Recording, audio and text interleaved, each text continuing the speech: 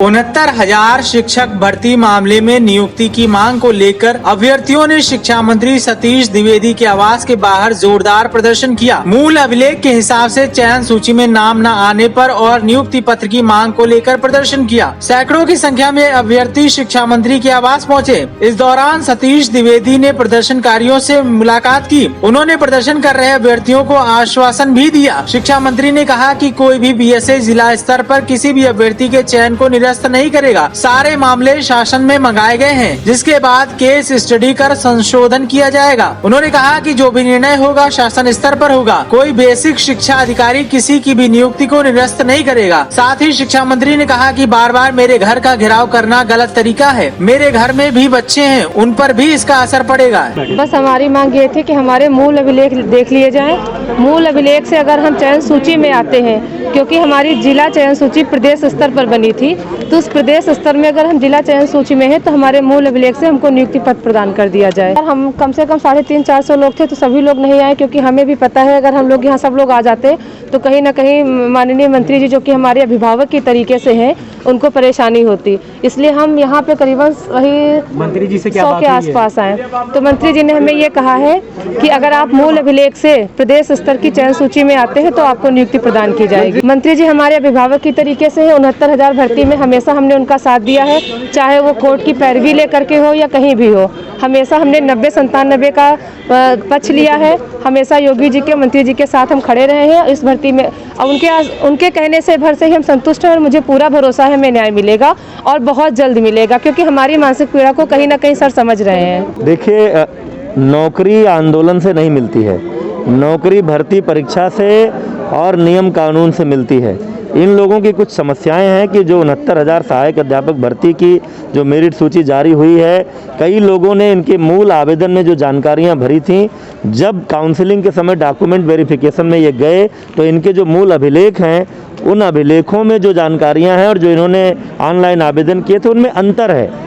विभाग ने एक शासनादेश भी जारी किया था कि किस किस तरह के अंतर हैं तो उन लोगों को ले लिया जाएगा। उसके बाद भी कुछ ऐसे लोग छूटे हुए हैं जिनकी समस्या का समाधान नहीं हो पाया है। हमने ये आदेश जारी कर दिया है, सर कोई भी बीएसए जिला स्तर पर किसी के अभ्यर्थन को निरस्त नहीं करेगा, किसी की नियुक्ति निरस्त नहीं होगी। सारे मामले शासन में मंगाए गए हैं। शासन एक एक मामले पर केस टू केस स्टडी करेगा, रिपोर्ट तैयार करेगा। जिनका संशोधन ऐसा होगा कि जिसके संशोधन करने से मेरिट पर कोई असर नहीं पड़ेगा, ऐसे लोगों के संशोधन भी किए जाएंगे। जो भी निर्णय होगा शासन स्तर पर होगा। कोई बेसिक शिक्षा अधिकारी किसी की नियुक्ति को निरस्त नहीं करेगा, ये आदेश जारी कर दिया गया है। मैं प्रदर्शनकारियों से कहना चाहता हूँ कि जो तरीका वो अपना रहे हैं ठीक नहीं है। वो निदेशालय में या कहीं जाते हैं, अपनी बात कहते हैं, अधिकारी उनकी बात सुनते हैं, वो बात हमारे पास तक पहुंचाते हैं। मेरे पास तक ये बात आई, तभी हमने कहा कि बीएसए नियुक्ति निरस्त नहीं करेंगे। और शासन आदेश जारी कर चुका है, संशोधित आदेश, जिसमें पहले था कि 12 तारीख को निरस्त हो जाएगा। संशोधित आदेश जारी हो चुका है कि कोई भी बीएसए निरस्त नहीं करेगा, शासन उस पर विचार करेगा। अब बार बार मेरे घर का घेराव करना है तो ये अभ्यर्थी जिस तरह से कहते हैं कि हम बच्चे हैं, हमारी समस्या सुनिए।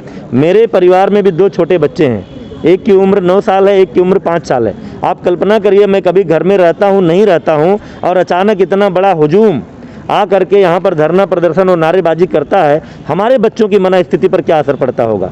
केवल आप ही बच्चे नहीं हैं जो 69,000 की सहायक अध्यापक भर्ती में शामिल हैं, हम लोगों के भी बच्चे हैं।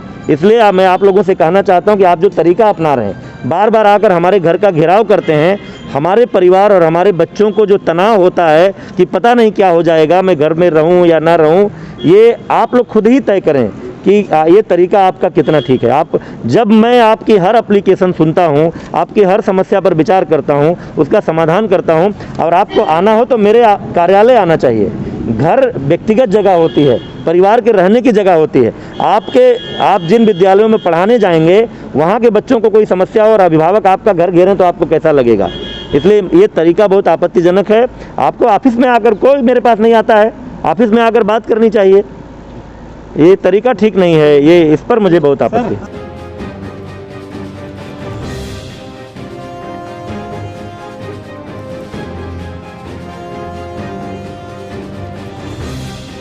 इस खबर में बस इतना ही।